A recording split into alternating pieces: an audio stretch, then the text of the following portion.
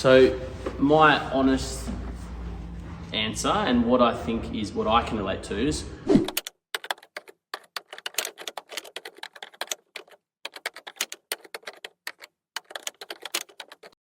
I was pretty good at school. I got like pretty good grades, but from 7 years old, I decided I wanted to play professional sport. That was my dream, that was my ambition. And then from 13 or whatever, it was cricket. I want to play cricket for Australia. So I applied to uni during my year 12. I got in, and then I said to my mum and dad, I want to pursue cricket. And they'd been very supportive of me.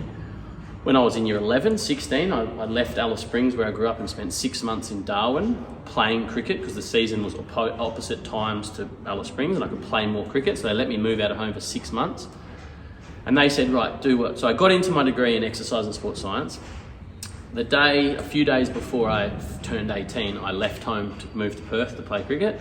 And then I went up to Darwin. I deferred my degree. I went up to Darwin to play cricket again that next year, gap year, first year out of school. And then I decided, look, I want to keep playing cricket. And I played cricket 9 years straight without a break. I went, and I think I said this to you guys the other day, Perth, Darwin, Perth, Darwin, Perth, England, Perth, England, Perth, England. Yeah. And that was because I was chasing my goals and my dream, and I loved it. I absolutely loved it. And I was lucky that my parents were really, really supportive. At 24, so I was fortunate. I was one of the fortunate few who had a professional career, albeit it wasn't very long. It was only 2.5 years. Okay. And at the end, at 24, I lost my professional contract. And I was in the bush. I was like, okay, what do I do now? In those sort of 6 years since leaving school, I'd done whatever I could as a job to make money and pay my bills. My parents supported me at the start when I left home, but after that, I was on my own. I had to pay my own rent, I had to pay my own way.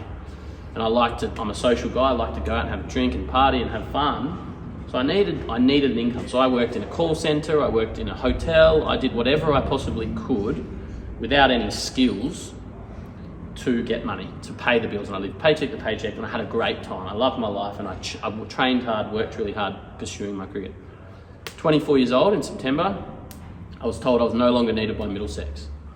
I still had ambition to play for Australia. I'd done well in Perth the previous season, so I came back to Perth hoping to play for Western Australia. But my partner, my now wife, said, I think you should do a degree. I did an online degree. I was working full-time, I was studying full-time, and I was playing first grade cricket, playing at a pretty high level. And then I started doing some coaching around that time as well. So my life was jam-packed. I still had a social life as well. To be honest, I probably wish I didn't do the degree. I wish I'd started just building a business earlier. And so cricket mentoring's 6 years old it was 6 years old in August. I'm 35 in November. So at 29, I started my business, and I'm turning 35, running this business and doing something I love and I'm really happy about that doesn't really have anything to do with the Bachelor of Accounting that I did. So my advice on my own experience is you're young once, and you can go to uni at 24 like I did, or 27, or I sort of know people who are still studying at 50. So, and they're like generally doing masters and stuff. But my advice is you can't come back and try and play professional cricket at 40. Yeah. Like you've got to go for it while the opportunity's there due to your age. Yeah. And it might mean that you get to 23 and all your schoolmates have finished uni and they've got a job that's in the city paying £100,000 a year, and you're carrying bags in hotels like I did and earning £20,000 a year. But you will be okay with that if you know you've gone after your dreams. 100%, yeah. And then 5 years later, you might have the £100,000 job. You might buy a house a few years later than everyone else. You might have a little bit less money in the bank. You might be further down and they get promoted further on, but you can live with the fact that you chased your dreams. 100%. And you might not go down the uni route into a corporate world. Yeah. There's so many other things in the world now. Like I believe that the only reason you go to uni now is if you want to be a doctor, an engineer, an accountant, or something that has to be like you have to be tertiary educated to get it. But if you want to work in marketing, go and work in marketing and get experience rather than 4 years of sitting in a uni. Go and do that. If you want to work in sales, go and be a salesman rather than do a degree that lecturers are often sharing content of 20 years ago, not what's relevant. Like I honestly, my uni gave me discipline and it sort of gave me a degree, but I'm not using it. And I wish I'd started putting all my energy into this 4 years earlier, I would have saved myself a lot of money and I would have built this much quicker and much sooner. So, but that I didn't know at the time. I didn't know I was going to do cricket mentoring when I started my degree 10 years ago now. So my advice is your young months, and if this is what you want to do, you've got a window of 3, 4, 5 years. You've got to go all in. And then if it doesn't work out, it doesn't work out. You sort of look back and you say, well, I had a crack. Yeah. And you're 23 years old. Most people are going to live till they're 90 these days. You've got 70 years still left to go and find out what else you want to do in life. And at 23, you still won't know what you want to do.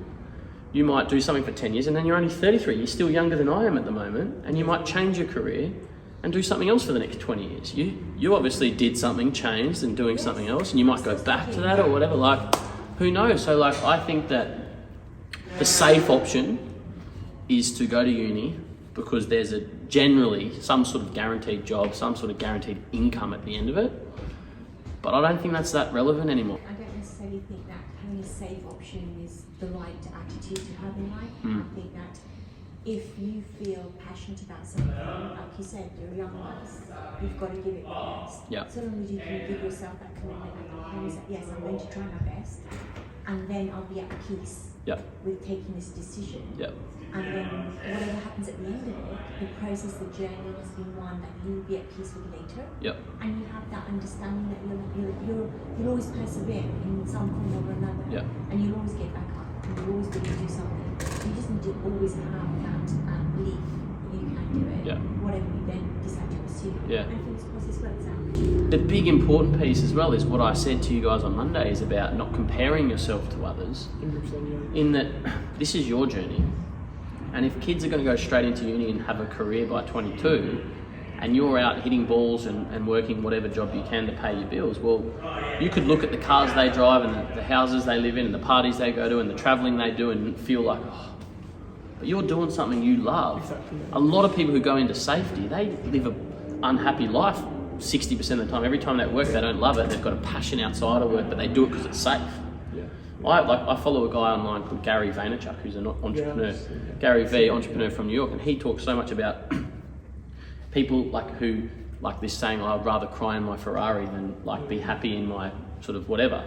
Like, you'd much rather earn 50 grand a year and be incredibly happy than 200 grand a year and be miserable all the time. So I think like you said, you only live once.